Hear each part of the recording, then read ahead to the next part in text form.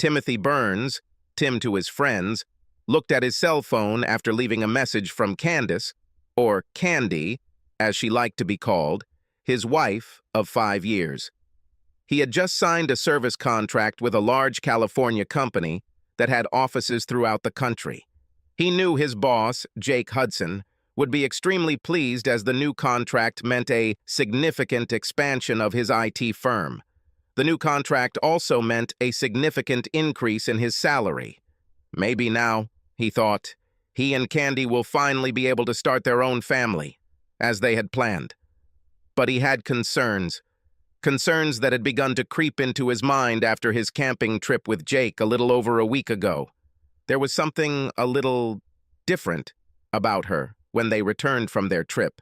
It seemed like her mind was on something else most of the time, and she was starting to get a little snappy with him. But that was not all. He noticed something else when they got home and threw their clothes into the laundry basket. A pair of her panties had something in the gusset. He picked them up and noticed that whatever it was already hardened and had a very distinctive smell. Then it dawned on him, and he felt as if his whole world had collapsed. He vowed to find out the truth. He knew he would be heading to the West Coast, so he visited an attorney to see what his options were. If Candy cheated, he thought, it would be the end of their marriage. "Are you sure that your wife is cheating on you?" asked Ruby Hawkins. Ruby was a lawyer who specialized in family law and divorce and was recommended to him by a friend who had just divorced his wife for cheating. "Not 100%, he said, "but I need to know, and if that's the case, I want a divorce." "Well then," said Ruby, "most divorces in this state occur without anyone's fault. You can file on the grounds of adultery, but you will need compelling evidence." "Do you mean, for example, photographs or videos?" Tim asked. "Yes," said Ruby. "If you want, I can instruct an investigator to follow her and find out for sure." "Yes, please," Tim said. "What can I expect during a divorce?" "Well, since she makes about the same amount as you do from your teaching job, there's a chance that we can save you from having to pay her any child support," Ruby said. "You don't own any real estate and you don't have any children, so essentially it's going to be split 50-50. You keep your pension and she keeps hers. Essentially, this is an even distribution of assets. If she cheats on you, we will use that as a basis and use whatever evidence we have to ensure a good outcome. I'll start the paperwork and we'll send it when we have the evidence." "Okay," Tim said. "Let's do that. I'll be out of town for about 3 days, so I think that's when she'll probably do it." She called her investigator, Marvin Johnson, and he suggested Tim install a tracking app on her phone. He also gave Tim a device to record phone calls on his landline and an audio recorder, which he hid in her purse. Tim hated doing this, but he had to know the truth. There were other clues as well. Ever since they'd gone camping, Jakey had seemed even more arrogant and condescending than before. It was almost as if he knew something that Tim didn't.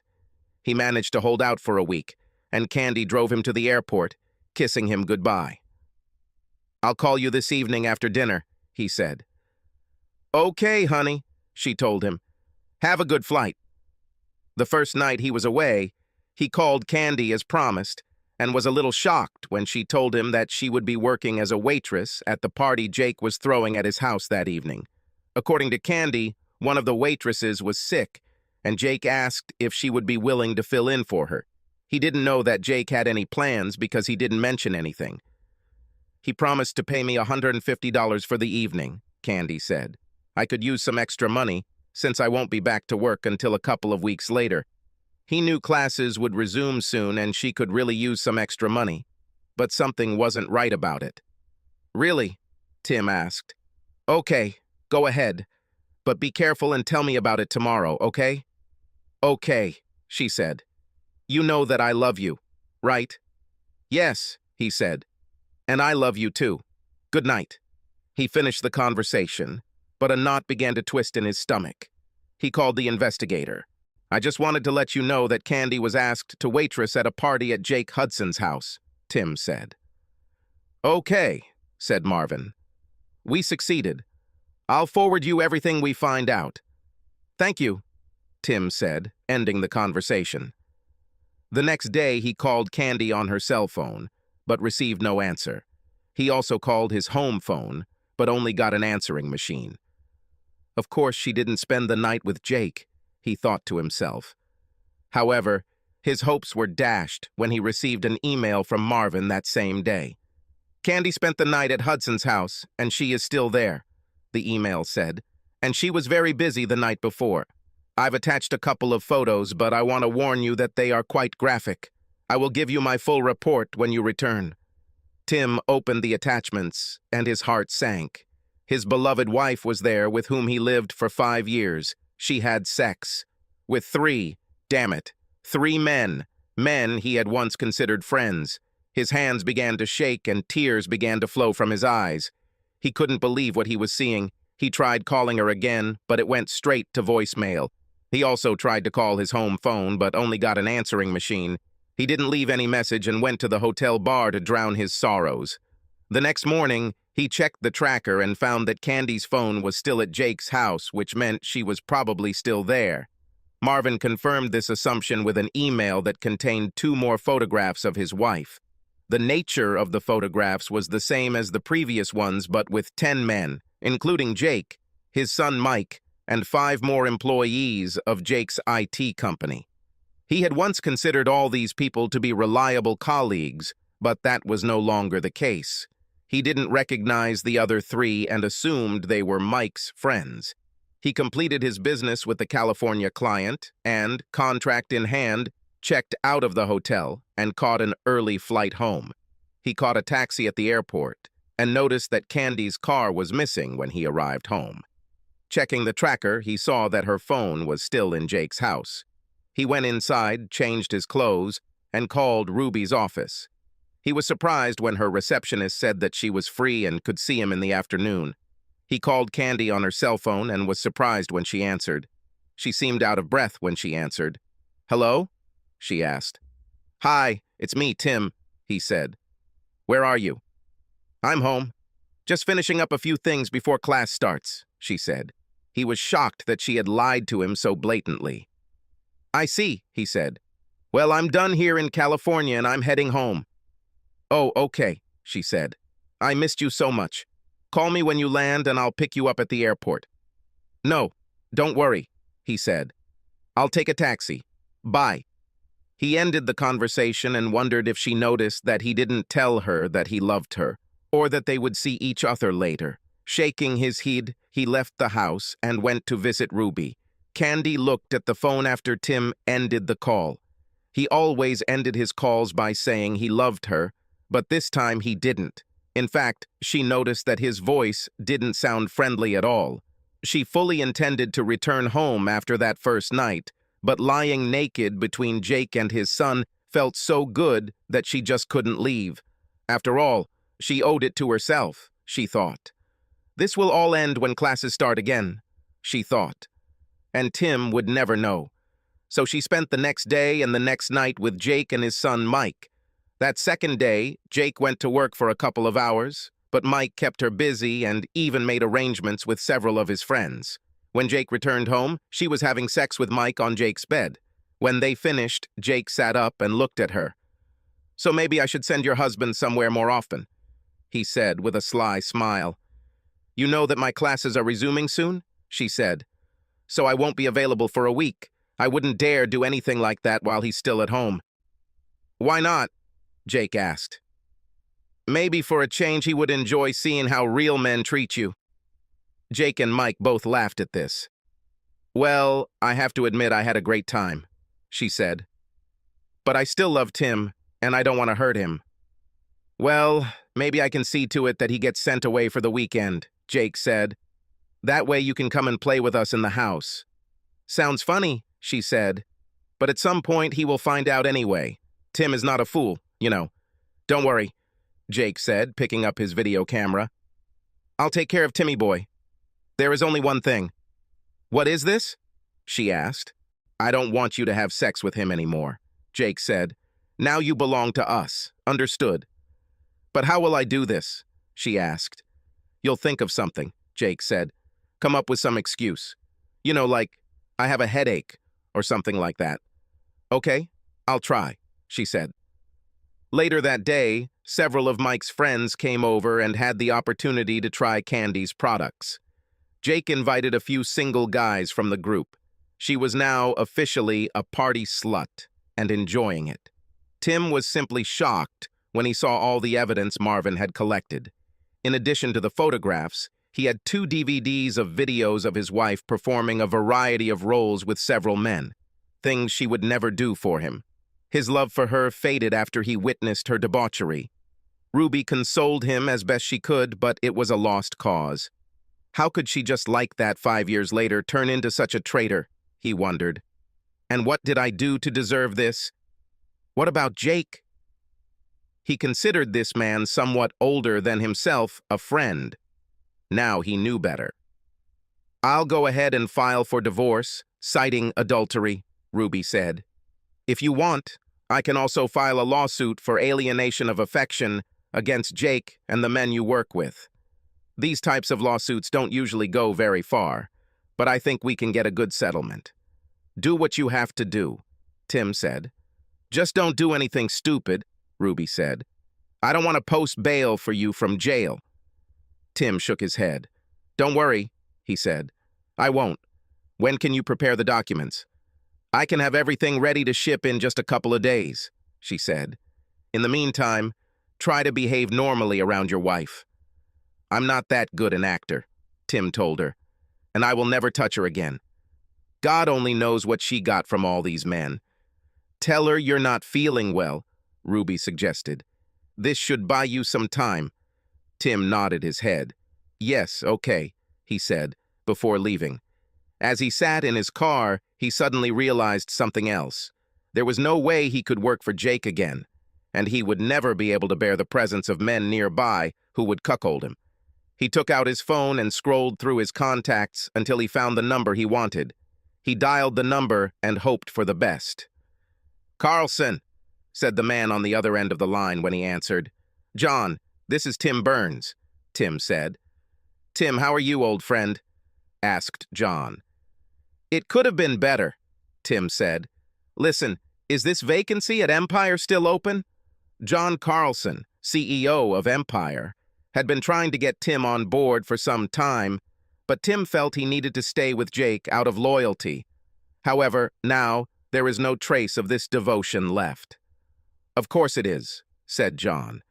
Have you finally decided to join a reputable company? Yeah, something like that, Tim said.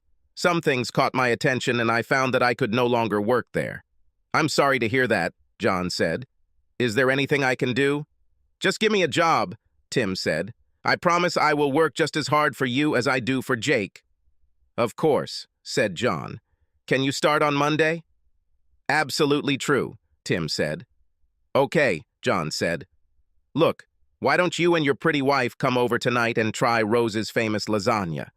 We can catch up and I can discuss the compensation package with you. I would love to, but unfortunately, I can't come with my wife, said Tim. About? Asked John. What's happened? I really don't want to go into detail over the phone, Tim said. I can go a little deeper into this tonight if you want. Of course, Tim, John said in a worried tone. You know, Rose is a licensed counselor. Maybe she can help you if you want. That actually sounds good, John. I appreciate it, Tim said. Okay, John said. I'll call Rose and let her know. Do you think you can come in at, say, 6:30 p.m.? Of course, said Tim. Today at 6:30. Thanks again, buddy. With pleasure, said John. They ended the conversation and Tim felt as if a huge weight had been lifted off his back. He started the car and headed home. When he got there, he noticed that Candy still hadn't returned from Jake's house. He grabbed his briefcase and went inside. He took a shower, changed clothes, and sat down at the computer, where he wrote a letter of resignation. Candy finally arrived around 5 p.m. and noticed her husband sitting at the computer. She went to kiss him, but he turned away, and she ended up kissing him on the cheek. Surprised, she looked at him before speaking. Everything is fine? She asked. Not really, he said. I do not feel well. Maybe it's jet lag or something, I don't know. I'll sleep on the futon when I get back tonight." "Will you come back?" she asked. "Where are you going?"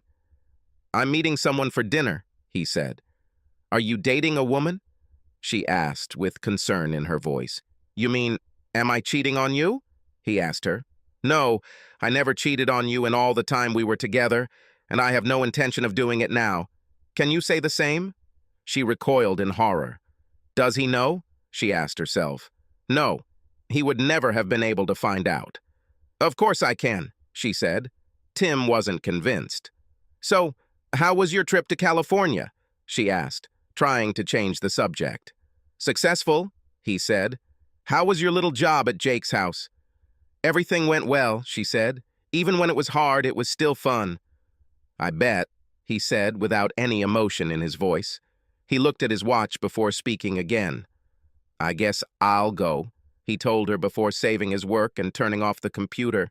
He stood up, walked past her without saying a word, and headed to the master bedroom, where he changed into something less casual. When he came out, Candy was sitting on the sofa. "How long will you be gone?" she asked. "I don't know," he said. "Do not wait for me. Bye." He grabbed his keys and headed to the door. She couldn't help but notice that he didn't kiss her or tell her he loved her. He always did this when he left the house. Seeing his car drive away, she picked up her home phone and called Jake, unaware that her conversation was being recorded. "Jake, I think he knows something," she said. "What makes you think that?" Jake asked. "He didn't touch me at all," she said. "Usually he always kisses me and says he loves me, but he didn't. He seemed so cold, and he just left, saying he had an appointment for dinner." "About?" Jake asked. "He didn't say with whom?" "No, he didn't do it," she said. "JK, what if he knows? What if he plans to leave me?" "So, what if he does?" Jake grinned. "You can always come and stay with us, and don't worry about Timmy boy. I will make him run so much that he will hardly ever be home." "But I don't want to lose him," Candy exclaimed. "I love him," Jake laughed out loud. "Yes, you've shown us all how much you love him over the past 2 days, haven't you?" Jake asked. "It's not funny, Jake," she said. "I know what I did to you guys, and yes, I liked it, but I still love him. I don't want to lose him." "Yes, exactly," said Jake. "Look, let him get this out of his head. After a while, he will come on board, and if he doesn't, well, we can do something about it, too." "You're not going to hurt him, are you?" she asked. "Not many words," Jake said. "We just have to show him how things will be from now on, and you will help this happen." "What?" Candy asked in shock. "When the time comes, you will help us explain everything to him. Remember who you belong to now. I'm sure you wouldn't want the school board to see the video footage we have of you." "You wouldn't dare," Candy said. "Oh yeah, but I'd love to," Jake said. "I have a video of you on a hike, and a lot of videos of you in very compromising positions. Your ass literally belongs to me, so you need to keep little Timmy in line." Feeling trapped, Candy gave up. "Okay, Jake," she said. "But don't hurt him," Jake chuckled over the phone. "Yes, yes, as you say," he said, ending the conversation. Tim drove up to the large 2-story house where John and Rose Carlson lived. He got out of the car, grabbing a bottle of wine that he had picked up on the way. John opened the door as he rang the bell and graciously accepted the wine. "Come in, Tim," he said with a smile. "And thanks. This will be put to good use tonight." John led Tim to the dining room, where Rose was waiting for him with her lasagna. "Tim, please meet my wife Rose," John said. "Rose, this is Tim Burns, our new customer service representative." Tim shook Rose's hand while John opened a bottle of wine. "Nice to meet you, Tim," Rose said with a smile. "I'm glad to meet you too, Mrs. Carlson," Tim said. "Please call me Rose," she said. "Mrs. Carlson sounds so official." They took their places at the table, and Rose served lasagna on plates, while John poured the wine. Tim had never tasted such delicious lasagna and expressed his gratitude. "This is the best lasagna I've ever eaten," he said. "I'm glad you like it," Rose said. "This is one of my signature dishes. So, Tim, I don't want to pry into someone else's business, but I'm curious as to why you decided to break up with Jake so quickly, John said. Something happened? Tim nodded his head before starting. Yeah, something happened, Tim said. Please, Tim, tell us about this, Rose asked. Tim took a moment to collect his thoughts before telling them the story. Damn, John said. It's chilling. I sympathize with you, I really do. Something similar happened to me, but the circumstances were completely different. So what are you going to do now other than change jobs? I've met with a lawyer, and I'm filing for divorce, Tim said. My lawyer says it will be a pretty much even split. What about a consultation? Asked Rose. Did you think about that? This has gone too far, Tim said. I don't know what hit Candy. It's like she just flipped a switch and suddenly became a slut. I never thought she would have the strength to do this. How do you cope with all this? Asked Rose. Not too good, Tim said. My lawyer says that I should try to behave normally around Candy, but it is very difficult for me to do this. Right now, I can't even look at her. Maybe you should see a psychologist, she said. I can do it, Tim said. Trust me, Rose is the best in the business, John said. I think she can help you get through this if you want. In addition, this is included in your social package. That's definitely a plus, Tim said, laughing. I'm serious, John said. Rose was a godsend when I needed her. I know she can help you too. He turned to Rose. What do you think? Can you fit it into your schedule? Of course, she said. I think an hour a week should do the trick. What do you say about this, Tim? Tim thought about this proposal before answering. Okay, I'll do it, he said. John smiled and patted Tim on the shoulder. A good man, he said. I will make sure that you have the time necessary for consultation. Deal with Rose and let me know what you come up with. I'll do that, thanks, Tim said.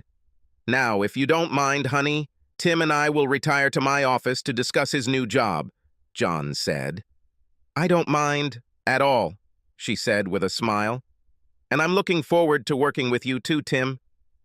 Thank you, Tim said, standing next to John. They retired to John's home office, where he poured them each a glass of brandy. They spent the next 2 hours discussing his new job. By the time they finished, Tim felt like he was taking control of his life again. Tim shook John's hand and headed back home. It was around 10 p.m. when Tim arrived at his house. He looked around and saw that the lights were still on in his house. He hoped Candy was there alone. He got out of the car, walked into his house, and saw Candy sitting on the sofa. So, how did your little meeting go? She asked. Very good, thank you, he said. Now, if you don't mind, I'll go to bed. Good night. He went into the second bedroom, where his computer was, and began to undress. Are you sleeping here now? Candy asked from the door. Yes, said Tim. I'm still not feeling well, so I'll sleep on the futon. This is problem? No. I think not, she said. It's just that you've been gone for 3 days, and I was hoping that we could, play a little. I'm not in the mood today, Tim said. In fact, the thought of touching her right now made him disgusted. Okay, she said quietly. Maybe tomorrow? I don't know, he said. Let's see. She nodded her head and turned away. She couldn't help but wonder if he even knew anything about her actions lately. The next day, he got up before Candy, grabbed his resignation letter, and poured himself a cup of coffee. He saw Candy's purse on the kitchen table and grabbed the audio recorder, then downloaded the audio recording of yesterday's phone call. He left the apartment without saying goodbye or telling Candy that he loved her. She heard the door close as he left and went to bed. Tears rolled down her cheeks. When he got to the office, he barely spoke to anyone. He greeted his secretary, then walked into his office and closed the door. He was gathering his things when Jake walked into his office. What is this? Jake asked. Tim reached into his briefcase and pulled out 2 envelopes. One of them is a signed contract from California, he said. And the second is my resignation, effective immediately. I believe you owe me a bonus for getting the California bill, and you owe me my final salary along with the rest of my vacation. Resignation? Jake asked in shock. What the hell? Why are you leaving? I need you. Seriously? Tim asked. You really don't know why? Do you think I'm stupid or something? You know that's not true. To be honest, some things caught my attention, and I decided I couldn't work here anymore. So I got a job at another company. I'll be leaving you in just a few minutes. Then I went to the HR department. Wait, Tim, can't we talk about this? Jake asked. Tim shook his head. There's nothing to talk about, Jake, Tim said. I'm over it. Finished.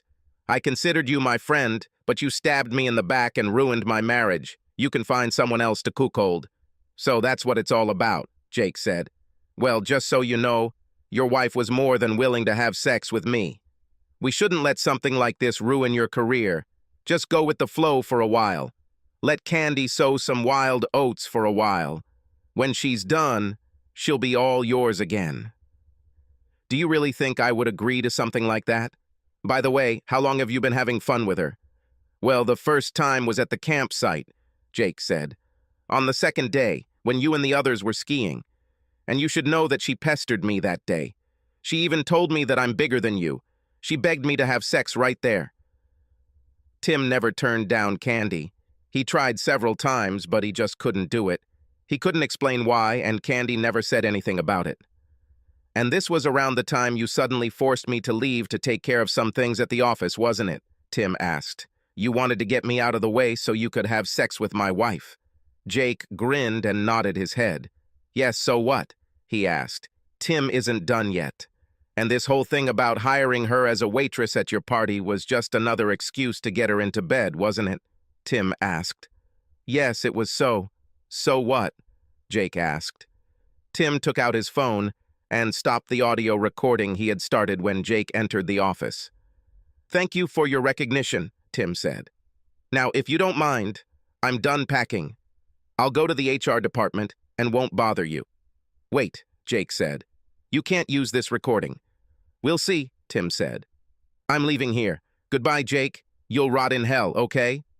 You forgot something, Jake said, picking up the photo of Candy that Tim kept on his desk. I haven't forgotten, Tim said. I do not want it. You and your son want this traitor so badly that you can take her for yourself. I'm done with her, and with you. Goodbye. With these words, he left the office. Jake looked at Tim as he walked away, wondering what the hell just happened. How did Tim find out what he and his son did to Candy? He asked himself. What do you mean, he resigned? Candy asked when Jakey called. He just handed me the signed contract and resignation letter and left, Jake said. He knows. Candy. I don't know how he knows, but he knows. What did you say to him? She asked. The truth, said Jake. I told him about how it was for the first time, on the hike. You're an idiot, she exclaimed. Well, he asked, and I told him, Jake said. He also left a photograph of you, which he kept on his desk. He said he didn't need it. Amazing, she said, tears streaming down her cheeks. So what should we do now? She asked. It's not my problem, Jake said. He's your husband. You can handle this. Unless, of course, you want me to step up and make him see the error of his ways. No, she said. You've done enough, thank you. Stay away from this. I'll deal. As you say, he said. With these words, he hung up. Candy looked at her phone with tears streaming down her face. She didn't want a divorce, but she knew Tim wouldn't tolerate her cheating. She decided that she would do everything in her power to keep him. She sat on the sofa, holding her head in her hands, and sobbed over what she had done. A few minutes later, Tim pulled into the driveway. He saw Candy's car and looked around to see if Jake's car was anywhere nearby. Without noticing this, he grabbed his box and briefcase and went inside. He saw Candy on the couch and, without saying anything, went into his office. He closed and locked the door, then checked for voice recordings. He found the recording and listened to the conversation between Candy and Jake. He forwarded it to his lawyer and then quickly called her. Hi, Tim, she said. I just received your last email. Now I am preparing your documents. Okay, Tim said. When can they be submitted?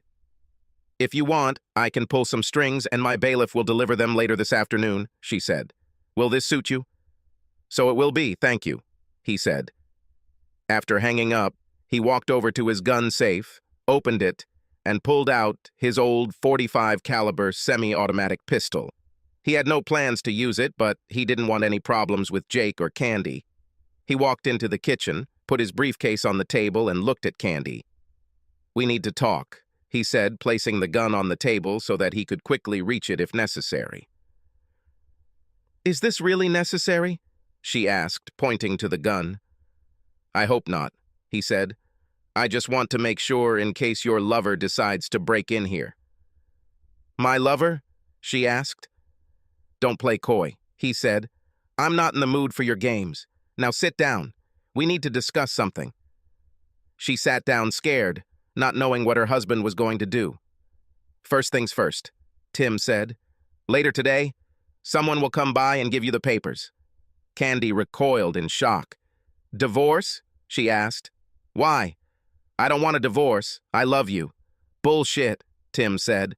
"I know everything about you, Jake, his son, and everyone else. You've been having fun with the last few days. So, I filed for divorce on charges of adultery." "Adultery?" she asked. "You don't have any evidence of this," Tim smiled, taking out an envelope. He posted several time-stamped photos, all of which clearly showed her having sex with multiple men, including Jake. "I also have video and audio," Tim said. "Would you like to watch?" She shook her head, realizing that it was a hopeless matter. "Okay," he said. "Considering the circumstances, I was more than fair.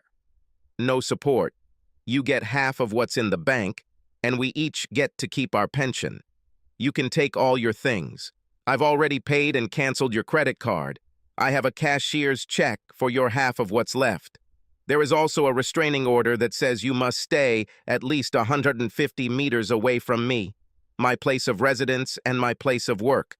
So from now until you are served with the documents, you have time to pack out your trash."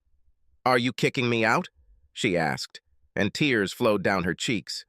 "That's pretty much it," he said. "But what if I decide to contest the divorce?" she asked. Tim laughed. "I don't think that would be very wise," he said. "What do you think the school board would say if some of these photos and videos just happened to appear?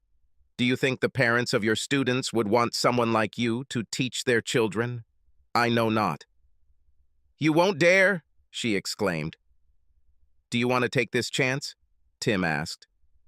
Candy looked down for a moment before shaking her head. "No," she said. "Me not. I'll need this job." "That's right. That's how it will be," Tim said. "There are a couple more things you should know." "What?" she asked dejectedly. "You will be required to hand over your rings and give up my last name," he said. "Oh my God, you've become a heartless bastard, haven't you?" she asked, taking off her rings. "Yes." "Well, you gave me a good reason," Tim said. "I just want to know one thing. What's happened? What made you turn from a loving, faithful wife into a walking garbage dump?" She lowered her eyes before speaking. "It happened on the second day of the hike," she said. "You were on the boat, and I was in the tent. Jake walked by and saw me. I had already undressed and was lying there, trying to rest, when Jake walked by and entered the tent. At first he seemed embarrassed to see me so naked. We started talking and then he pulled his pants down and that was the end of it." "So some asshole takes off his pants and you immediately jump on him?" said Tim. "And that's all it took for you to become a traitor?" "How many times did you have sex with him on that trip?" "Twice," she said. "The first time was when you were jet skiing, and the second time was when Jake sent you back to the office." Tim shook his head and pointed at the photographs. "I see that none of your lovers used any protection," he said. "Weren't you worried about getting pregnant or getting something from one of them?" "I'm still taking the pills," she said. "That doesn't mean you can't get pregnant," Tim said. "And you can still get sick. Is this what you planned?" "Oh God, no," she said. Tim shook his head. "You know, during the entire time that we were together, I was often pestered by women who, compared to you, look like goddesses," he said. "I refused them all. Do you know why? Because I thought I had a loving and faithful wife at home, and I would never do anything to hurt her. But you didn't even think about what you were doing. You didn't care how I felt. I hope it was all worth it for you. Now pack up your junk. I expect you to leave when you are served with the documents." "Tim, please," she began. "Can't we turn to some psychologist? Please, I'll never do this again, I promise. Can't you forgive me this time?" "I will never forgive you for what you did," Tim said, and his expression was harsher than she had ever seen before. "Never. Maybe if you slipped just once, were raped, drugged, or something like that, I might not pay attention to it. But that did not happen. From the moment Jakey pulled his pants down, you were his willing toy, and I will never be able to forgive this level of betrayal." "But don't you love me enough to get through this?" she asked. He shook his head. "No, I can't stand the sight of you right now," he said. "The sooner you disappear from my life, the better. Now go and start getting ready. Everything you leave behind will either be burned, thrown away, or donated to Goodwill." Sobbing, she got up and went to the master bedroom to pack her things. Tim watched as Candy pulled out one full garbage bag after another. She stopped and looked at him. "Can you at least help me carry this to the car?" she asked. "No," said Tim. "It's your trash. You deal with it. And remember, everything you leave behind will either be burned or thrown away. This includes photographs and your wedding dress." "Would you burn my wedding dress?" she asked. "My parents paid thousands for this dress." "Well, then you better take it if you don't want it to burn," Tim said. Sobbing, she carried the bag to her car and returned for another. "Damn it," Tim asked himself. "How much junk does she have?" A couple of hours later, she sat down on a bale, exhausted. "I can't fit anything else in the car," she said. "Can I come back later for the rest? Please." "No," said Tim. "You will not be allowed closer than 150 meters to this place. Ask your parents if they can come pick them up if you want. I will refrain from throwing anything away for a few days." "Thank you, Tim.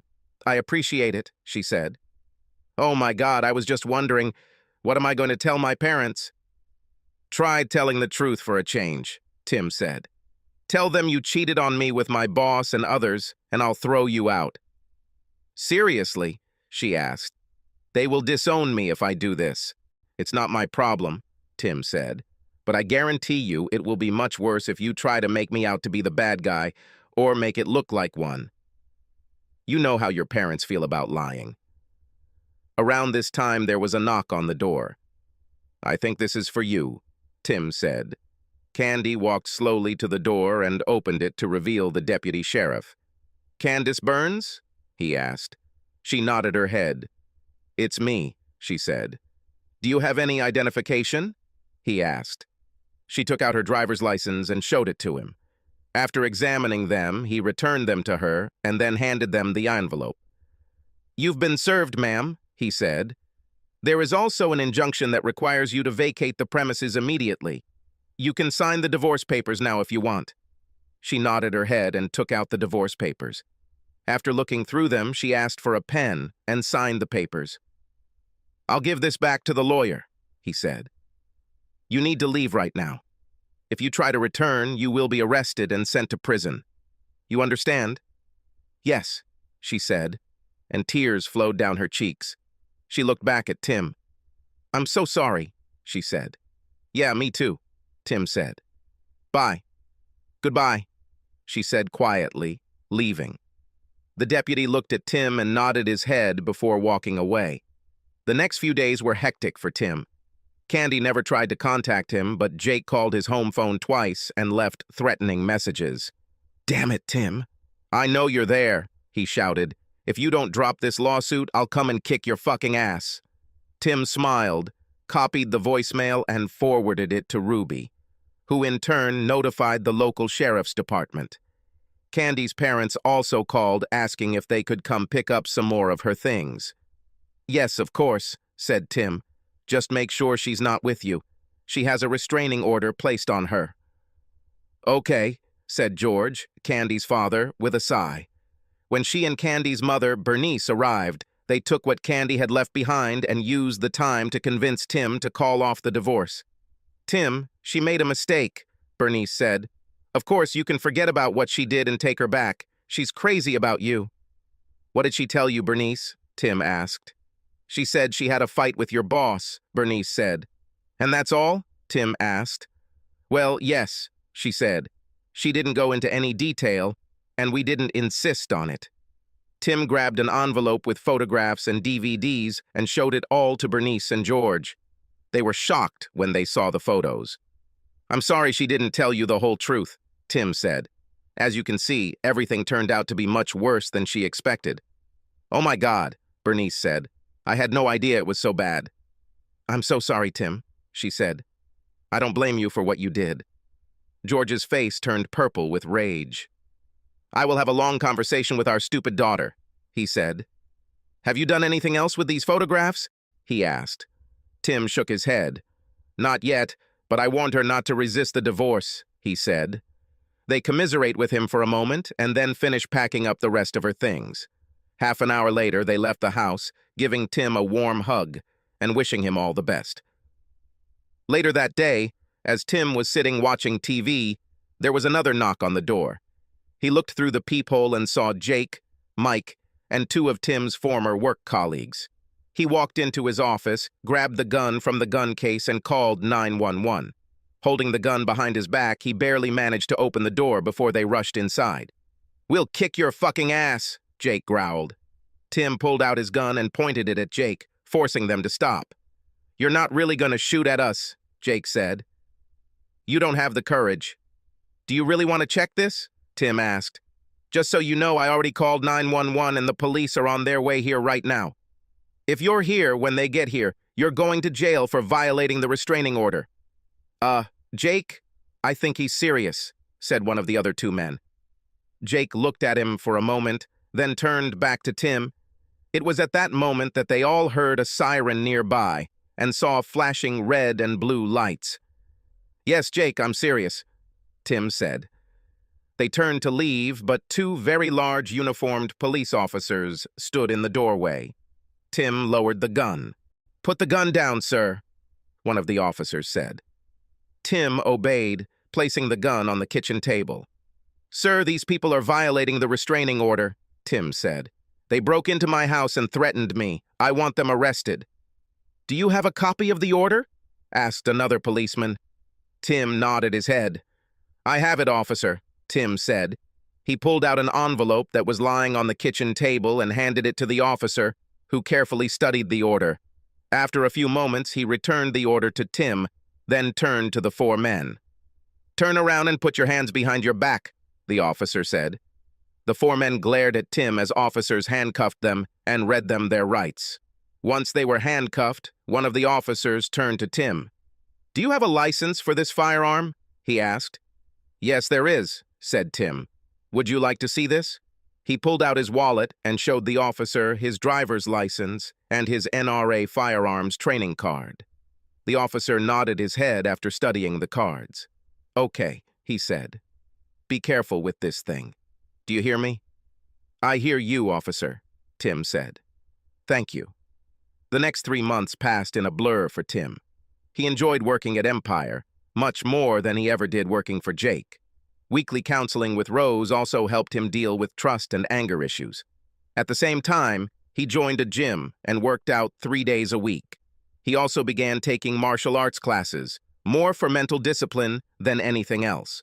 On top of that, he took a course of diet and exercise that Rose recommended to him. The divorce went through the system with ease, especially since Candy didn't contest it. However, alienation of affection lawsuits were somewhat different. Ruby warned that they might eventually be fired, and 2 of them were fired. However, the case against Jake surprised both Tim and Ruby. After hearing testimony, reviewing the evidence presented by Ruby, and Jake's financial statements, the judge ruled in Tim's favor and ordered Jake to pay $1 million in damages. At the end of the trial, he didn't have kind words for Jake. "Mr. Hudson, your conduct in this matter is beyond praise," the judge said.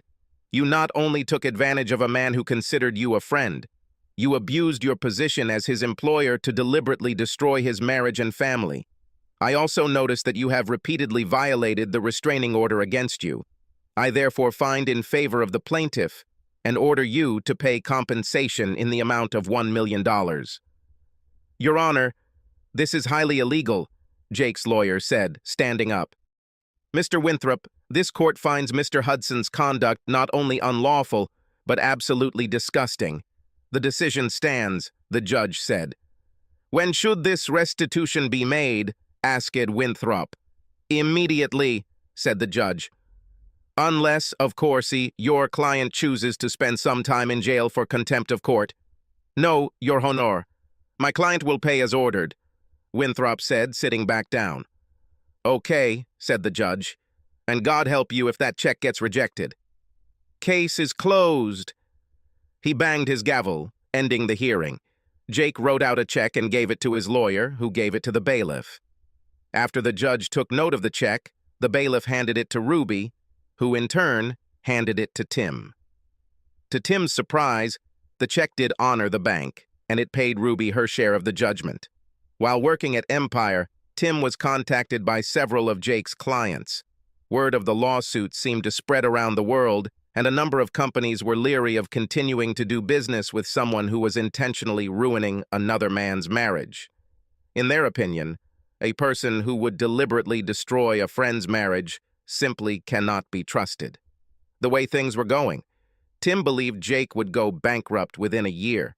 All this time, Tim refused to go on dates, although several very nice women from the company approached him. In his opinion, he will be a married man until he receives his final divorce. Once this happens, he will be free to continue the relationship, but not before. When the divorce finally came, he went to celebrate with friends from work. A couple of months after he finalized the divorce, Candy's mother called him. Tim, this is Bernice. Do you have a few minutes? She asked. Of course, Bernice, he said. What's happening? This is Candy, she said. She is HIV infected. She just received her test results. I'm sorry to hear that, Bernice, Tim said. But to be honest, I'm not surprised. Besides, we're officially divorced now, so there's nothing I can do about it. She is not covered by my insurance, and I am not responsible for her. I know, Bernice said. I was just hoping that maybe you would understand it deep down and talk to her a little. Well, I think I can, but I don't know what good it will do, he said.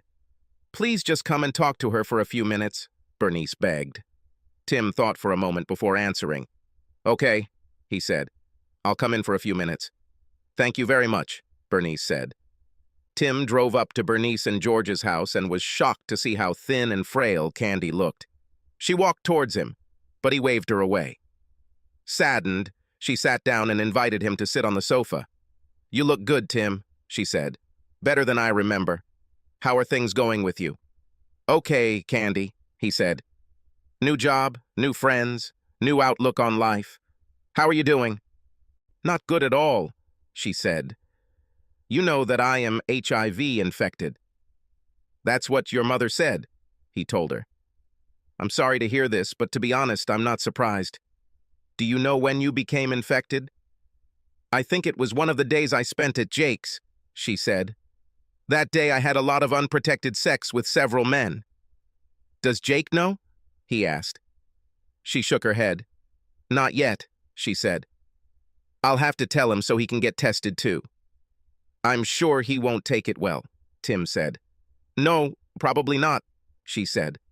Look, Tim, I just wanted to apologize to you one last time and hope that maybe you would understand it in your heart and forgive me for what I did to you. I now realize that my actions ruined many lives. I could have said no at any time, but I didn't. I was stupid and greedy, and I let my hormones get the better of my rational mind. And now I'm paying for it.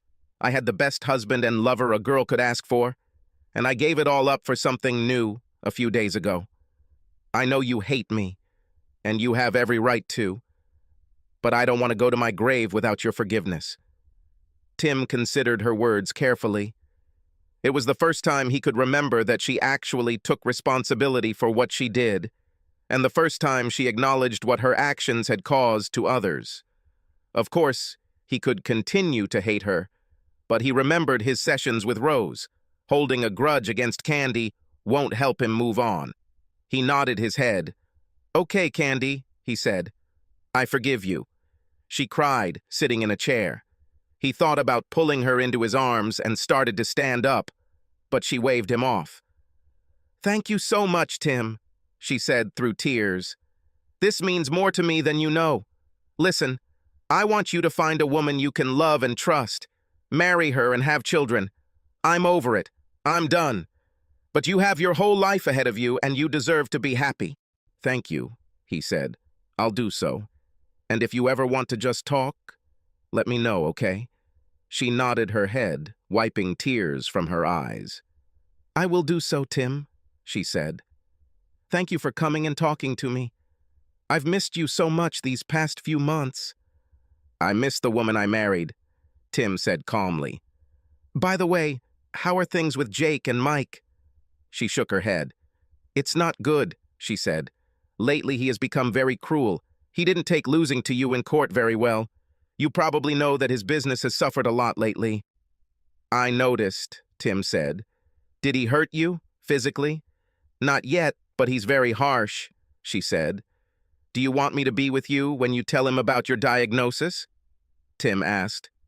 "No, but thanks for asking anyway," she said.